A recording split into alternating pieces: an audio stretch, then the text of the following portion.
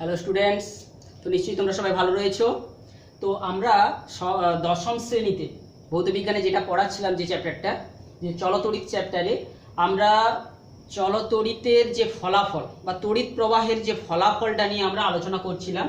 তো সেখানে আমরা আলোচনাটা করে নিয়েছি তড়িৎ প্রবাহের চুম্বকীয় ফল।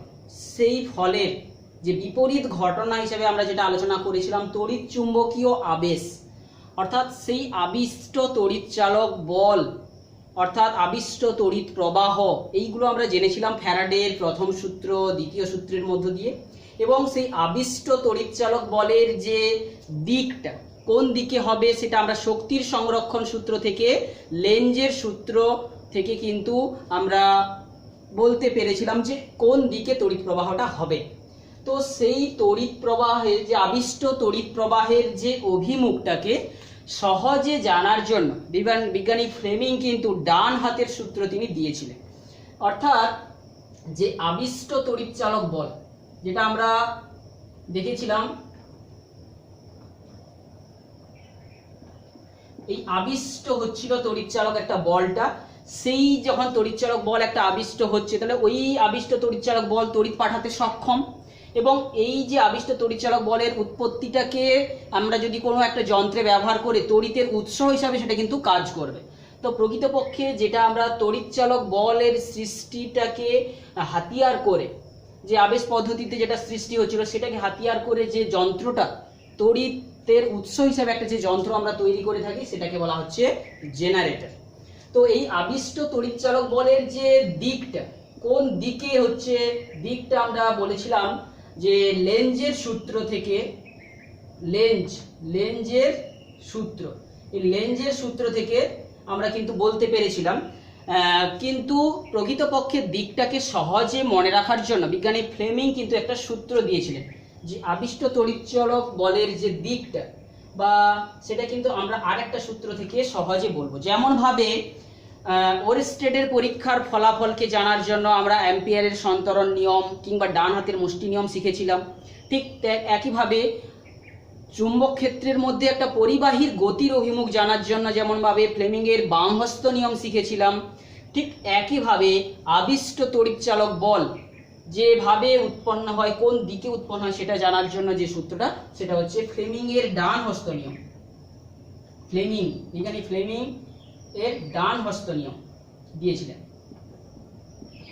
এই ডান হস্ত নিয়মে কি বলছে না, কোনো একটা বর্তনীতে, তাহলে আমরা ডান হাতের তিনটা আঙ্গুলকে যদি পরস্পর প্রসারিত করি, সেই প্রসারণের অভিমুখ, যেখানে যে তর্জনীটা যদি চৌম্বক ক্ষেত্রের অভিমুখকে নির্দেশ করে এবং এই বৃদ্ধাঙ্গুলিটা যেখানে পরিবাহীর গতির অভিমুখকে নির্দেশ করবে, তখন এই মধ্যমাটা কিন্তু আবিষ্ট তড়িৎ প্রবাহের অভিমুখ বা আবিষ্ট তড়িৎচালক বলের অভিমুখকে নির্দেশ করবে।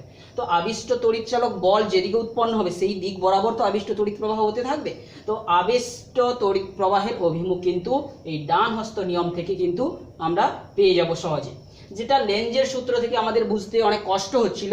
তো সেক্ষেত্রে যেমনভাবে ফ্লেমিংয়ের ডান হস্ত নিয়ম থেকে আমরা সেটা সহজে জানব। তো যেটা যে বিষয়গুলো আমরা শিখেছি যে তড়িৎ চলাচলের ফলাফল, সেটাকে আমরা একটু সংক্ষিপ্ত করে নিয়ে আমরা ফ্লেমিংয়ের ডান হস্ত নিয়মটাকে একটু আসবো। তারপরেই আমরা জেনারেটর বিষয়টা, যেখানে আবিষ্ট তড়িৎচালক বলটাকে হাতিয়ার করে আমরা তড়িতের উৎস হিসাবে ব্যবহার করব।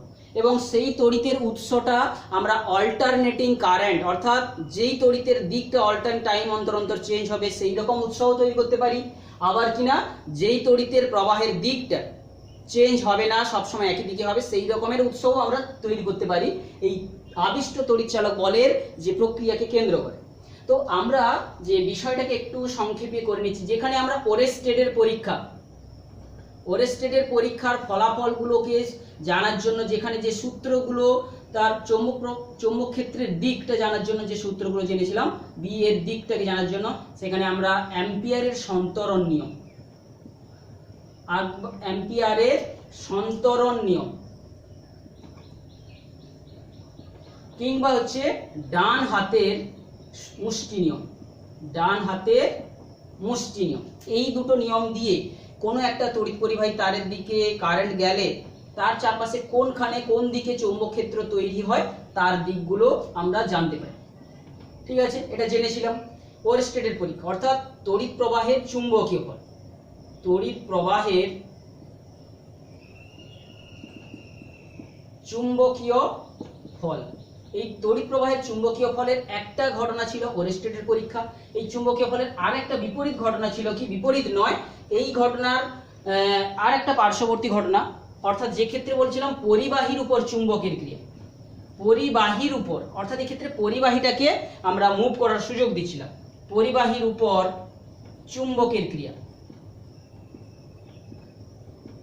এখানেও আমরা জেনেছিলাম, এখানে মানটা নির্ণয় করার জন্য আমরা কি সূত্র, যে লরেন্স ফোর্সটা সম্পর্কে জানবো, এখানে দিকটাকে নির্ণয় করার জন্য কোন দিকে পরিবাহীটা গতিশীল হবে, পরিবাহীর উপর ক্রিয়াতে পরিবাহী কোন দিকে গতিশীল হবে,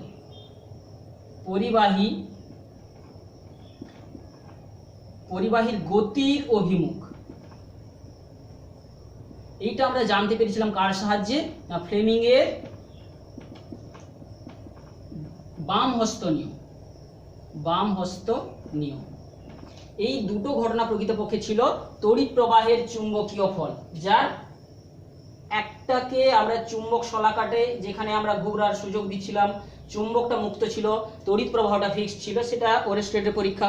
ঠিক এর বিপরীত ঘটনা কোনটা, বিপরীত নয়, এইটারই যখন পরিবাহী তারটাকে ঘোরার অপশন দেব এবং চুম্বকটাকে স্থির করে রাখবো, এখানে আমরা বার্লো চক্র পড়েছিলাম, বার্লো চক্র।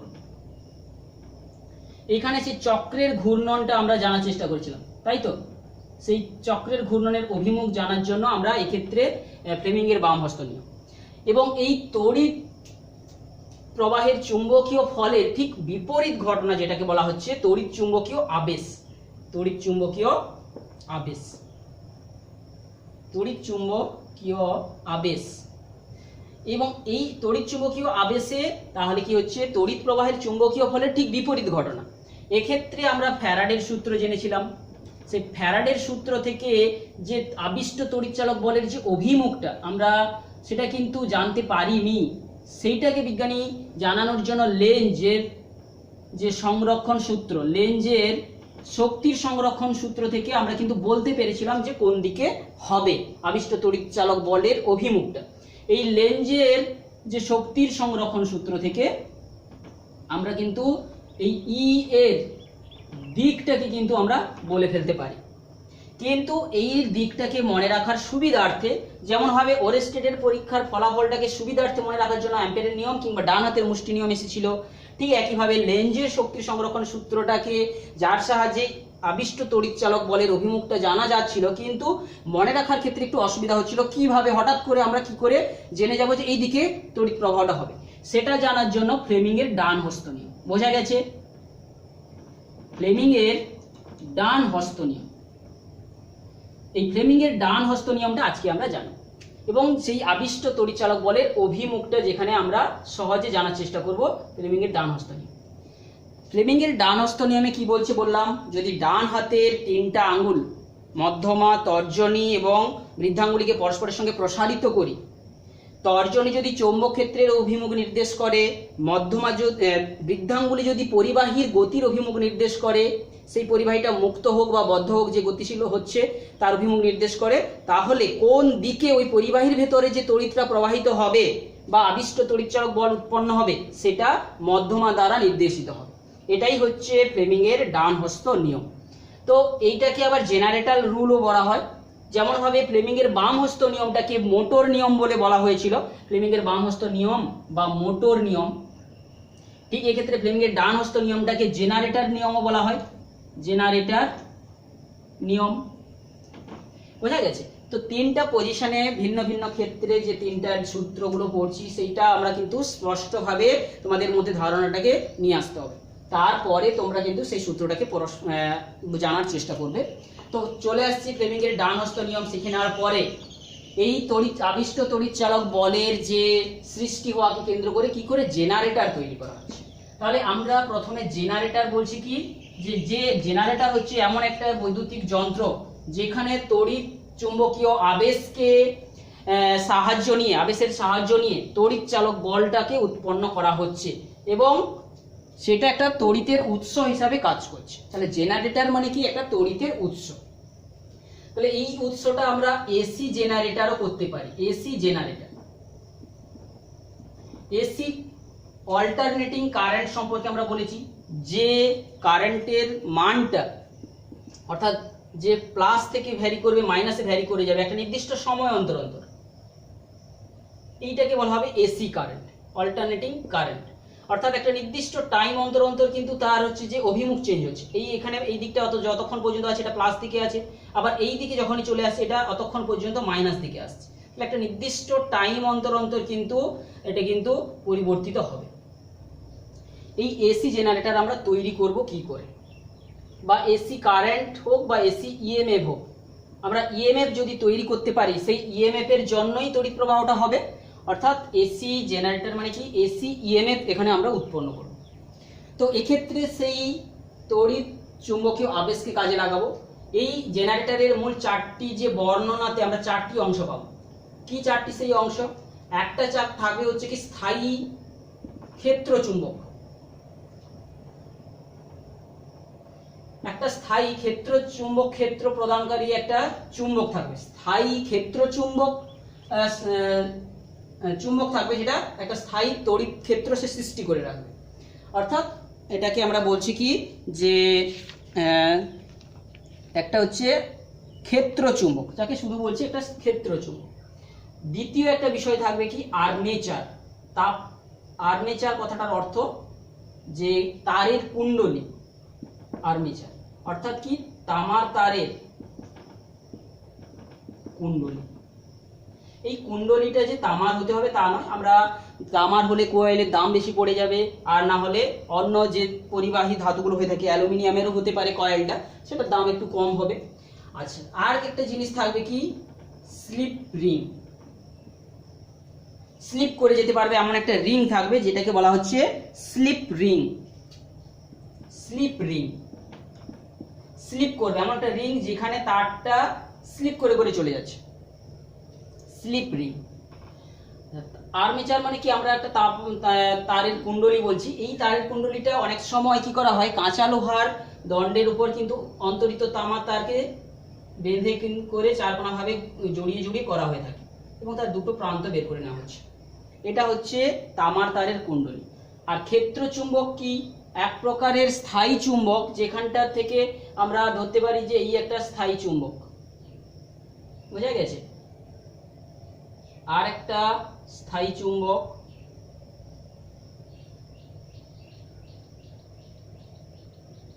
এই একটা স্থায়ী চুম্বক। এই দুটো চুম্বকের মাঝে এই হচ্ছে যে আর্মেচারটা কিন্তু ঘুরতে পারে, স্লিপ রিং। আর একটা জিনিস কি হচ্ছে ব্রাশ। তো আমরা যখন বৈদ্যুতিক মোটর পড়েছিলাম তার সঙ্গে কিন্তু অনেকটাই যে মিল রয়েছে। সেখানে আমরা তড়িৎ চুম্বক ব্যবহার করেছিলাম, ক্ষেত্র চুম্বক স্থায়ী চুম্বক ব্যবহার করলেও হবে, আর্মেচার কিন্তু স্লিপ রিং ছিল না আর ব্রাশ ছিল, তাহলে শুধুমাত্র স্লিপ রিংটা এক্সট্রা। তাহলে এক্ষেত্রে কি করে তড়িৎ যে অল্টারনেটিং কারেন্টের উৎস হচ্ছে আমরা একটু জানার জন্য, ধরো এইটা হচ্ছে ক্ষেত্র চুম্বকের এন মেরু আর এস মেরু, বুঝা গেছে? তাহলে চুম্বকের বলরেখা এন থেকে এস এর দিকে ছড়িয়ে আছে, সুষম বলরেখা, এবং এর মাঝে একটা আর্মেচারের যে কুণ্ডলীটা তার আমরা একটা পার্ট দেখাচ্ছি। এই তারের যে কুণ্ডলীর একটা পার্ট আমরা নিলাম।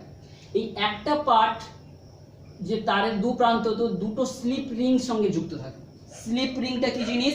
এই রিং একটা তামার তৈরি রিং, যেখানে এই তারটা এই কয়েলটা ঘোরার সঙ্গে সঙ্গে স্লিপ করে করে ঘুরতে থাকে, কিন্তু সবসময় এর সঙ্গে টাচ হয়ে থাকছে। আর কি হচ্ছে, আর যে ব্রাশ থাকছে, স্লিপ রিংগুলো, রিং মানে রিংগুলো এই রিংয়ের সঙ্গে যুক্ত রয়েছে, আর এদের সঙ্গে একটা করে ব্রাশ যুক্ত আছে। ব্রাশ কি জিনিস? যেটা কার্বনের ব্রাশ হতে পারে, গ্রাফাইটের ব্রাশ হতে পারে, যার সঙ্গে টাচ হয়ে আছে, এবং ওখান থেকে আমরা তার বের করে নিচ্ছি, রোধের মধ্য দিয়ে আমরা যুক্ত করে রেখেছি। এখন এই যে আর্মেচারের কুণ্ডলীটাকে এই যে চৌম্বক ক্ষেত্রের অক্ষ বরাবর এটাকে একটা অক্ষের মধ্যে একে রেখে ওকে ঘোরানো হবে, ঠিক আছে? তো যখনই চৌম্বক ক্ষেত্র যেটা হয়ে আছে বি চৌম্বক ক্ষেত্রের মধ্যে যখনই এই পরিবাহীটা গতিশীল হবে, অর্থাৎ এই যে কয়েলটা যেটা ভেতরে আছে যখন গোল করে ঘোরানো রোটেট করা শুরু করবে, ঘুরতে শুরু করবে, তখন যে কোনো একটা বাহু উপরের দিকে উঠবে আর একটা বাহু নিশ্চয়ই নিচের দিকে নামবে। আমরা নামকরণ করে দিচ্ছি এ, আচ্ছা ধরো এই বি সি ডি। এই যে তামার তারের কয়েলের একটা অংশ নিয়েছি যেটা স্লিপ রিং রয়েছে, ব্রাশ রয়েছে, এই যে আর্মেচারটা একটা কিন্তু অক্ষের উপর বেস করে ওটাকে ঘোরানোর জন্য একটা যন্ত্র মেশিন থাকবে, মেশিনের সাহায্যে ওই কয়েলটাকে ঘোরানো হবে। তো এখন যখন ঘোরানো হবে, ধরো এ বি, এই যে রেখা অর্থাৎ তারের যে পরিবাহী তারটা ধরো বলছি উপরের দিকে উঠছে, উপরের দিকে উঠছে। ফার্স্ট সিচুয়েশনে আমরা বলছি যখন পরিবাহীর এবি অংশটা উপরের দিকে উঠছে, তাহলে সিডি অংশটা নিচের দিকে নামবে। সিডি অংশটা কি হবে? নিচের দিকে নামবে। সিডি অংশ নিচের দিকে নামবে, অর্থাৎ ধরো বলছি উপর থেকে এটা উপরের দিকে উঠছে, এটা নিচের দিকে নামছে। তখন এইখানে আমরা তড়িৎ চুম্বকীয় আবেশের ফলে কি হবে, এই যে চৌম্বক ক্ষেত্রের মধ্যে এই যে পরিবাহীর তারটা যখন লম্বভাবে গতিশীল হয়ে কাট করে উঠছে, তাহলে ওখানে চৌম্বক প্রবাহ সৃষ্টি হবে, ম্যাগনেটিক ফ্লাক্সের পরিবর্তন হবে সময়ের সঙ্গে সঙ্গে, অর্থাৎ কাট করে উঠবে। তখনই কি হবে, তড়িৎ চালক বলের একটা উদ্ভব ঘটবে। এবং কোন দিকে তড়িৎ প্রবাহ ঘটবে, আমরা ফ্লেমিংয়ের ডান হস্ত নিয়ম যদি এবি বাহুতে লাগাই, তাহলে আমরা দেখব ডান হাতের যে তর্জনীটা চৌম্বক ক্ষেত্রের অভিমুখ নির্দেশ করছে এন থেকে এস এর দিকে। আর কি পরিবাহীর গতি, ধরো আমরা এবি বাহুটার গতি কি বলছি, এটা নিচের দিকে নামছে। আচ্ছা এবি বাহুটা উপরের দিকে উঠছে, এই এবি বাহুটা উপরের দিকে উঠছে, সিডিটা নিচের দিকে নামছে।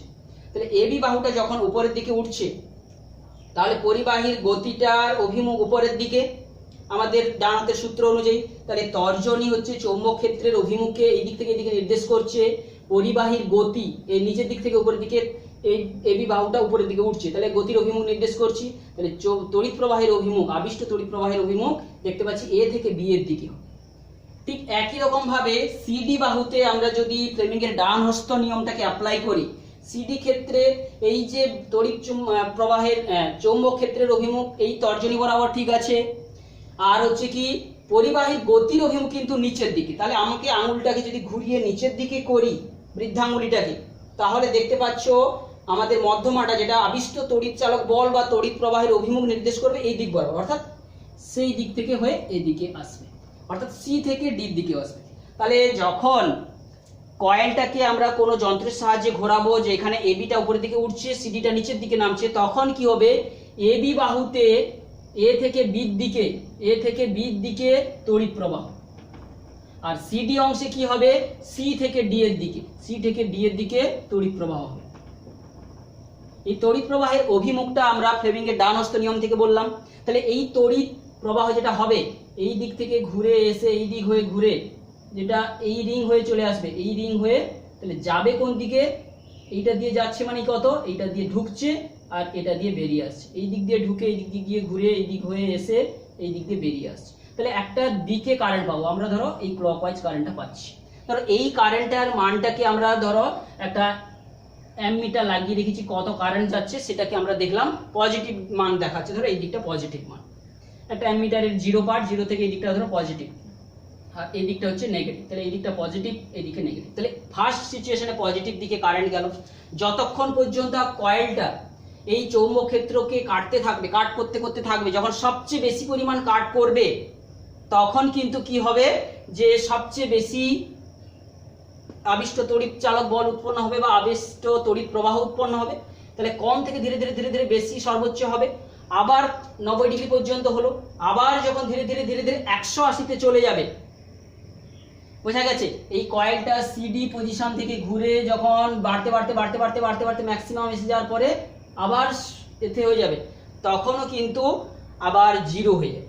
তাহলে যখন এক পাক ঘুরে 180তে চলে আসবে, অর্থাৎ দ্বিতীয় ক্ষেত্রে 180 ডিগ্রি কোণে কয়েলটা ঘুরে যাওয়ার পর, 180 ডিগ্রি কোণে ঘুরে যাওয়ার পরে কি হবে, 180 ডিগ্রি কোণে যখনই ঘুরে গেল, এবি বাহুটা কিন্তু সেখানে চলে গেছে, সিডি বাহুটা এবির পজিশনে এসে গেছে। তাহলে এবি বাহুটা সেখানে চলে যাবে, এবি বাহুটা সেখানে চলে যাবে সিডির পজিশনে, সিডির পজিশনে যে ডিরেকশনে কারেন্ট প্রবাহিত হচ্ছিল এবিতে তখন সেই উল্টা ডিরেকশনে কারেন্ট প্রবাহিত হবে, অর্থাৎ তখন আবার বর্তনীতে উল্টো ডিরেকশনে কারেন্ট প্রবাহিত হবে।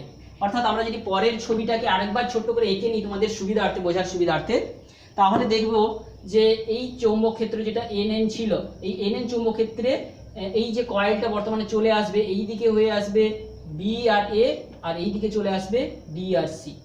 বোঝা গেল? এক পাক ঘুরে যাওয়ার পর 180 ঘুরে যাওয়ার পর এই পজিশনে চলে এসেছে। আবার যখন ঘুরতে 180 থেকে বাড়তে শুরু করবে, AB তখন কিন্তু নিচের দিকে নামবে, যেমন ভাবে CD নামছিল। তাহলে AB নিচের দিকে নামা মানে এখানে কারেন্ট আবার এই দিকে যাবে, আবার CD তে কারেন্ট সেই দিকে যাবে।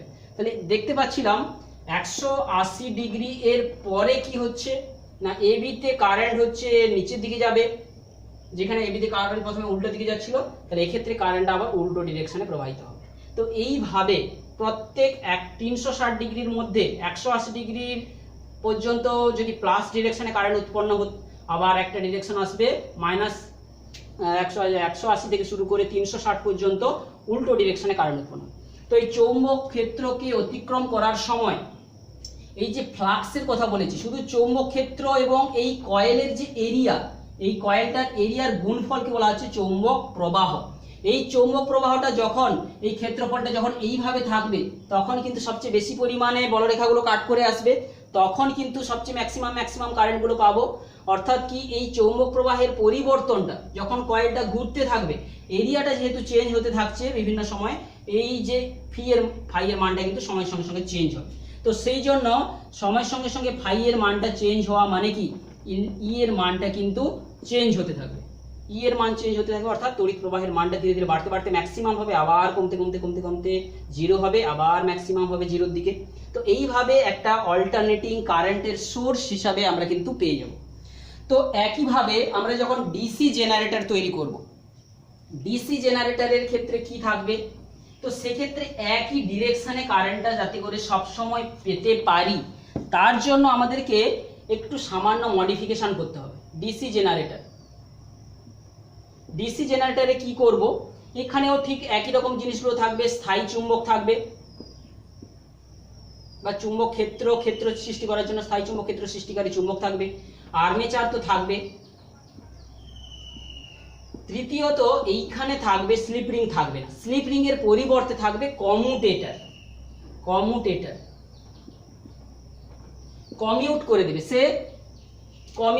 চেঞ্জ করে দেবে। কমিউটেটর থাকবে, আর থাকবে কি ব্রাশ।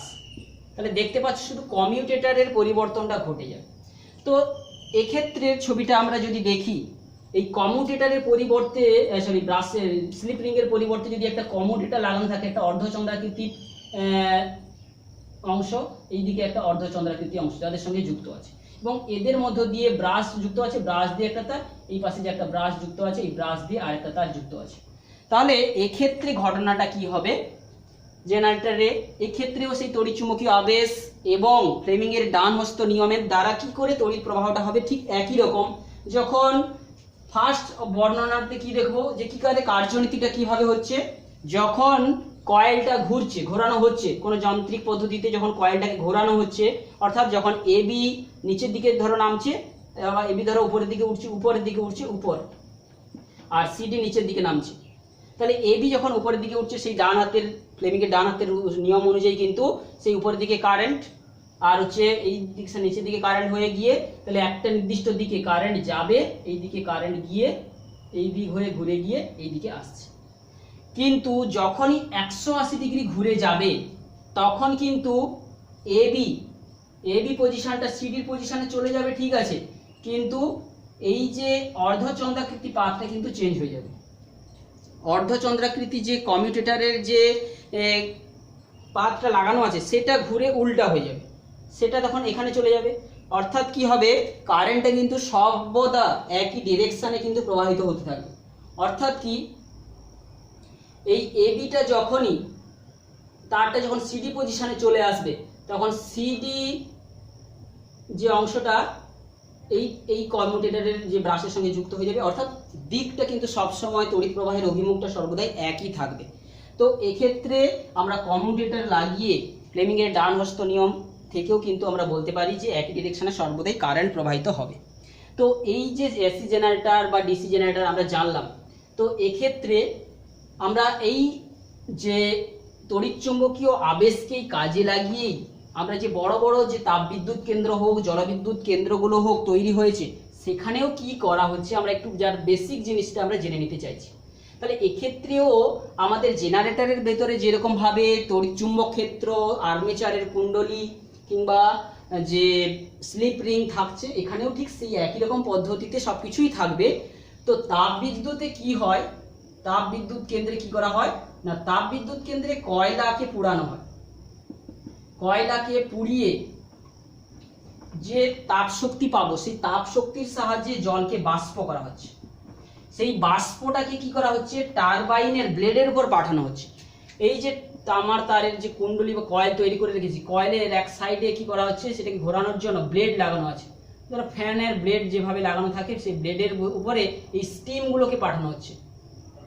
স্টিম জোরে জোরে ব্লেডে ধাক্কা দিলে, যেমন কি বাতাসের সামনে একটা চরকি রাখলে জোরে জোরে ঘুরতে থাকে, ঠিক সেই রকম এই স্টিমের সামনে যদি ব্লেডগুলো রাখা থাকে, এই টারবাইনকে ঘোরাবে, এই আর্মেচারকে ঘোরাবে। অর্থাৎ আর্মেচারটাকে ঘোরাতে পারলেই এর পাশে যে চৌম্বক ক্ষেত্র সৃষ্টিকারী এন হোক এস থাকছে, তাহলে সেই ক্ষেত্রের মধ্যে কিন্তু এই কয়েলটা ঘুরবে। কয়েলটা ঘুরলে এই দিক থেকে কারেন্ট উৎপন্ন হয়ে বেরিয়ে আসবে। বোঝা গেল? তো তাপবিদ্যুৎ কেন্দ্রে কিটা করা হচ্ছে, তাপ শক্তির সাহায্যে বাষ্প তৈরি করা হচ্ছে। সেই বাষ্পটাকে জোরে পাঠানো হচ্ছে কার উপর না, টারবাইনের সঙ্গে লাগানো থাকা যে ফ্যানের ব্লেডের উপর পাঠানো হচ্ছে। ফ্যানের ব্লেডকে ঘোরালে টারবাইনটাও ঘুরতে থাকবে। টারবাইন ঘুরলে কি হচ্ছে, ঠিক সেই যে আবেশ পদ্ধতিতে যেভাবে তড়িৎচুম্বকীয় যে তড়িৎচুম্বক সৃষ্টি হয়, আবিষ্ট তড়িৎ চালক বল সৃষ্টি হয়, সেটা উৎপন্ন হবে এবং তড়িৎ প্রবাহ পাবে। আর জলবিদ্যুৎ কেন্দ্রে কি করা হচ্ছে, জলবিদ্যুৎ ক্ষেত্রে কি করা হচ্ছে, সেই জলটাকে যে কোনো একটা উঁচু জায়গায় বাঁধ দিয়ে জলাধার তৈরি করা হয়েছে। সেই জায়গার জলটাকে গতিতে ছাড়া হবে। সেখানে যেরকম স্টিম ছাড়া হচ্ছিল, এখানে ছাড়া হবে জলের ধারা, জলের স্রোতটাকে ছাড়া হবে। তাহলে জলবিদ্যুৎ কেন্দ্রে কি করা হবে, স্টিমের পরিবর্তে জলের স্রোতটাকে ছাড়ানো হবে। জলের স্রোতকে ফ্যানের উপর পাঠালে কি হবে, ফ্যানটা ঘুরবে। ফ্যানটা ঘোরার সঙ্গে সঙ্গে এই যে আর্মেচারের কুণ্ডলীও ঘুরতে থাকবে। কুণ্ডলী ঘোরা মানে এখান থেকে আবার তড়িৎ পাবো। অর্থাৎ কি জলবিদ্যুৎ কেন্দ্রে আমরা কিটা পাচ্ছি, প্রধানত এখানে কয়লা পুড়িয়ে পাচ্ছি, মানে কয়লার মধ্যে যে রাসায়নিক শক্তি থাকে, সেই রাসায়নিক শক্তি থেকে পাচ্ছি আমরা তড়িৎ শক্তি। রাসায়নিক শক্তি থেকে প্রথমে পাচ্ছি যান্ত্রিক শক্তি, বাষ্পের দ্বারা যে ঘোরাচ্ছি, যন্ত্রটাকে ঘোরাচ্ছি, যান্ত্রিক শক্তি, যান্ত্রিক থেকে পাচ্ছি আমরা তড়িৎ শক্তি। আর জলবিদ্যুৎ কেন্দ্রে আমরা কি পাচ্ছি, যে জলাধারে আমরা জলটাকে স্থির করে জমা করে রেখেছি। এখানে জলটা স্থিতিশক্তি হিসাবে জমা আছে, জলের মধ্যে স্থিতিশক্তি।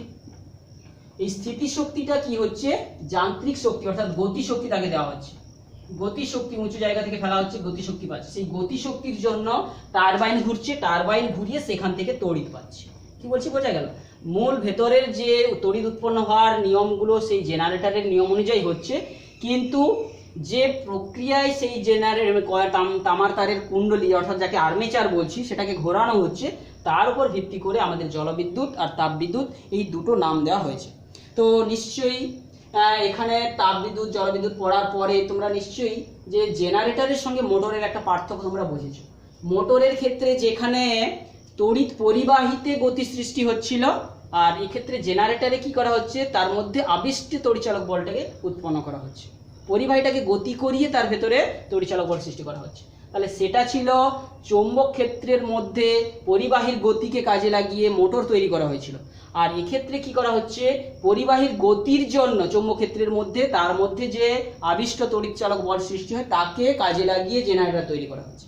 তো এই যে ক্লাসটা কিন্তু এখানে নিজেরা ভালো করে বুঝতে হবে। এটা একটা ডেসক্রিপশন টাইপের একটা বড় প্রশ্ন, এইটা কিন্তু পরীক্ষায় তোমাদের আসবে না। এখানে শুধু তোমাদের কিন্তু ব্যাপারটাকে বুঝে রাখতে হবে, কি করে ফ্লেমিংয়ের ডানহস্ত নিয়মটা প্রযোজ্য হচ্ছে, কি করে কখন তড়িৎটা ম্যাক্সিমাম হচ্ছে, কি করে জিরো হচ্ছে, সেই যে চৌম্বক ফ্লাক্স যাকে বলেছি বি আর এ এর গুণফল, এইটার পরিবর্তনের দরুন কিন্তু আমাদের জানি যে ফ্যারাডে সূত্র অনুযায়ী আবিষ্ট তড়িৎচালক বল হচ্ছে, এবং আবিষ্ট তড়িৎচালক বলের মানটা এদের যত দ্রুত করব। তো এখন চলে আসছি এই যে জেনারেটরের ক্ষমতাটাকে আমরা বাড়াবো কি করে। তিন চারটা পদ্ধতিতে, অর্থাৎ যেগুলো ব্যবহার করেছি তাদেরকে বাড়ালে, এক নম্বর হচ্ছে কি চৌম্বক ক্ষেত্রকে যদি বাড়িয়ে দিই, শক্তিশালী চুম্বক ব্যবহার করি, তাহলে এখানে বেশি উৎপন্ন হওয়ার চান্স থাকবে। দ্বিতীয়ত কি, যে আর্মেচারটা ব্যবহার করেছি, কুণ্ডলিতে পাক সংখ্যা যদি আরো অনেক বেশি করি তাহলে এরিয়াটা বেড়ে যাবে। প্রত্যেকটা এক একটা পাকের এরিয়া যদি এ হয়, এন সংখ্যক যদি পাক দেওয়া হয় তাহলে এরিয়া কত হয়ে যাচ্ছে, এন ইন্টু এ, এরিয়া অনেক বেড়ে যাবে। তাহলে যতগুলো তামার তারের পাক দেওয়া হবে তখন এরিয়াটার পরিমাণ আরো বেড়ে যাবে। তৃতীয়ত কি, এদের গতিটা, যে পদ্ধতিতে ঘোরাচ্ছি সেই ঘোরানোর গতিটা, অর্থাৎ যত পরিবর্তনটাকে দ্রুততর করব, এই ফ্লাক্সের পরিবর্তনটাকে যত দ্রুত করতে পারবো টাইমের সাপেক্ষে, অর্থাৎ দ্রুত ঘোরাবো তখন, অর্থাৎ আপেক্ষিক গতি বেশি করব, তাহলে 3 নম্বর হচ্ছে কি, আপেক্ষিক গতি বেশি করাতে পারলে তখনই আরো বেশি উৎপন্ন হবে। আর কি, যে যদি আমরা এর ভেতরে অনেক সময় কি করা হচ্ছে, লোহার একটা, যদি লোহার দণ্ডের উপর, লোহার যে কাঠামোর উপর যদি তারের এটা করা হয় তাহলে কিন্তু আরো বেশি পরিমাণে যে শক্তিশালী চৌম্বক বলরেখা তৈরি হয়। সেই জন্য আমরা তার ভেতরে, কয়েলের ভেতরে যে চৌম্বক পদার্থকে দিয়ে করলেও অনেক সময় বেশি বেশি তাপ উৎপন্ন হবে। ঠিক একইভাবে আমরা এইগুলো পড়ার চেষ্টা করব। এর পরের ক্লাসে আমরা এই চ্যাপ্টারটাকে শেষ করব। বাড়িতে যে কি করে বৈদ্যুতিক তারের কানেকশনটা করা হয়ে থাকে সেটা নিয়ে আমাদের পরের ক্লাসটা আমরা করব।